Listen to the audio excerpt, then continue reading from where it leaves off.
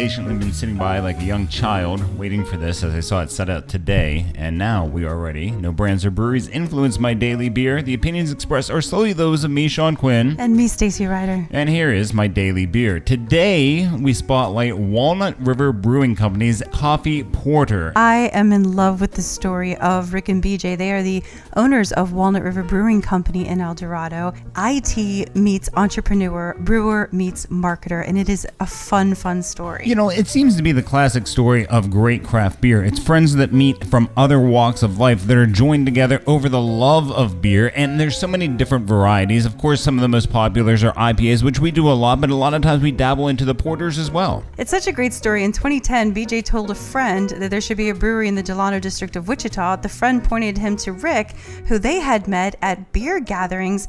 Next thing you know, they're looking for a location, but Rick already had one. 10 years ago, he had purchased the property at 111 West Locust Street, knowing that he'd have a brewery someday. Now, that is a very interesting location, which we'll get into in just 1 second. Go ahead and open this again. I'm so happy that the craft beer industry, I know that it took nearly 20 years for the word to get out. A lot of the brewers understood it, but it took educating the public.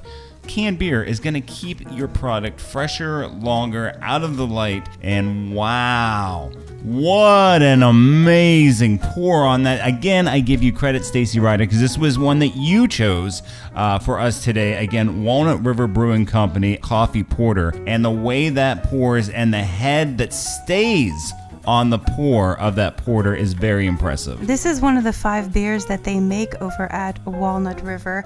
They also do a wheat IPA, red and Kolsch, but today we're drinking that coffee porter, and what a roasty coffee, amazing aroma. You know, the beers we've had this week, we talk about fall coming around. And this is great for cold weather. What an amazing beer. You think about tailgating. This is a great, maybe early morning tailgate beer. I can see it for that. But we mentioned that location where they put the brewery, and what an interesting place that would be, because this is the type of beer that Miss Goldie Reedy would have sipped back in the day, or at least had some of her patrons enjoy. Well, Goldie's place was a brothel that was in the upstairs of the location of the brewery back in the 1920s. I have to wonder if you can frighten away the ghost of so many years ago with a little libation, if you will. Oh, and by the way, I want to say thank you to everyone who has been downloading My Daily Beer, and say hi to Kelly, who just sent this to me. They say love is the key to happiness. They lied. It's beer.